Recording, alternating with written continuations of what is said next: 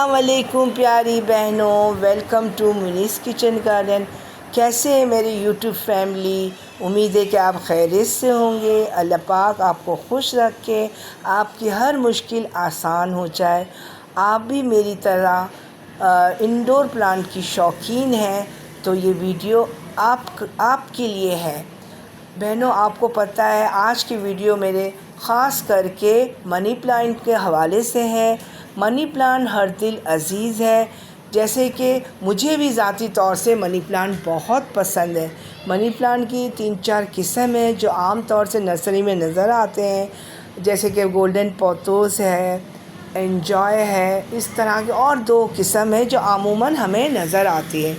Money plant जो है वो गर्मियों में बहुत अच्छी तरह से ग्रो करते हैं, हेल्दी रहते हैं। बनिस्बत सर्दी के मौसम में मनी प्लांट की ग्रोथ स्लो हो जाती है, इसलिए मैंने सोचा मनी प्लांट को फास्ट ग्रो करने के लिए, हेल्दी रहने के लिए और लश ग्रीन और बुशी बनाने के लिए एक ख़ास किस्म की फर्टिलाइज़र तैयार करूँ। और ये फर्टिलाइज़र फुली ऑर्गेनिक है और इसमें कोई पैसे खर्च करने की ज़रूरत नहीं है।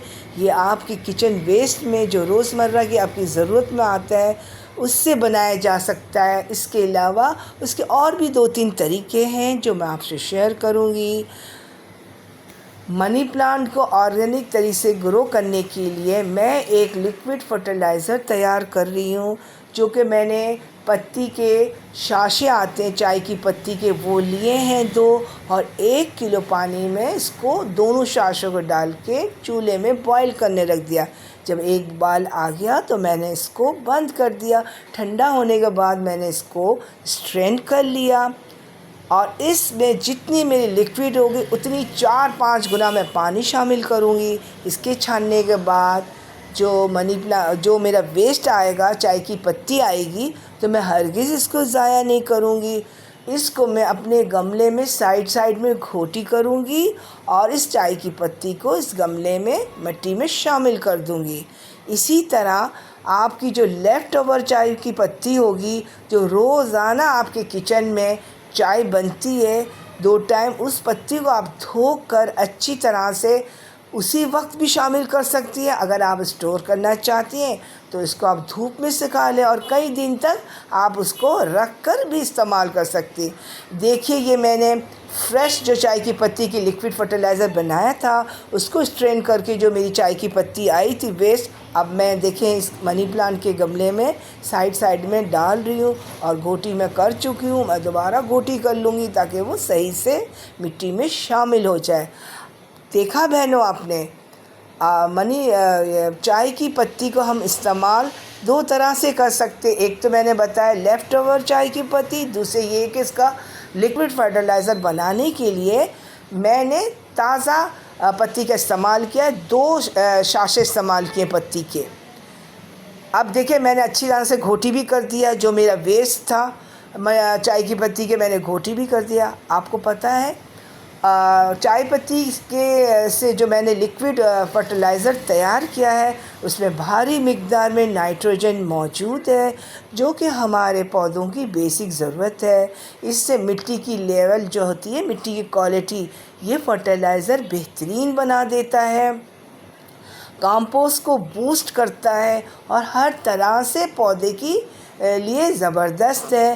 पौधा फास्ट ग्रो करेगा, मनी प्लांट फास्ट ग्रो करेगा, हेल्दी बनेगा और ज़्यादा से ज़्यादा बुशी होगा और लश ग्रीन भी होगा।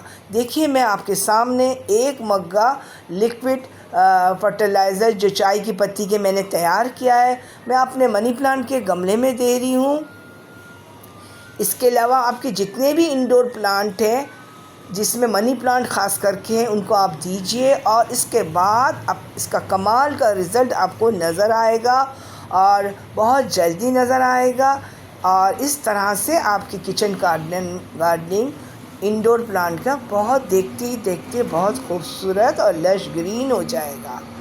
देखा आपने चाय पत्ती के कितने सारे कमालात हैं, कितने सारे फ़ायदे हैं हमारे किचन गार्डन को ये देता है, जैसे अक्सर हम बहनों को पता नहीं होता है।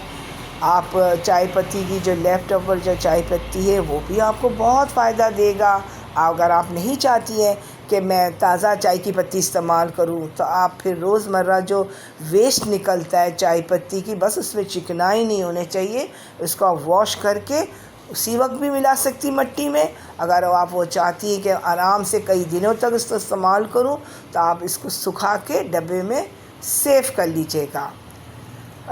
यही मैं आपसे बताना चाह रही हूँ, और ख़ास करके अपने बहनों को ये बेसिक टिप्स बताना चाहती हूँ कि जो मेरी तरह मनी प्लांट की शौकीन है और इसके केयर अच्छे से अच्छे करना चाहती हैं और चाहती हैं कि वो ज़्यादा से ज़्यादा हेल्दी रहे। तो ये आप मेरे इस बताए हुए तरीक़ों को फॉलो करिए और फिर मुझे कमेंट बॉक्स में बताइए कि आपको क्या इसका रिज़ल्ट मिला है, आपको कैसे लगा। तो मुझे बहुत खुशी होगी। और ये भी बताइएगा साथ में कि आपका किस शहर से और किस गांव से ताल्लुक़ है। अल्लाह हाफ़िज़।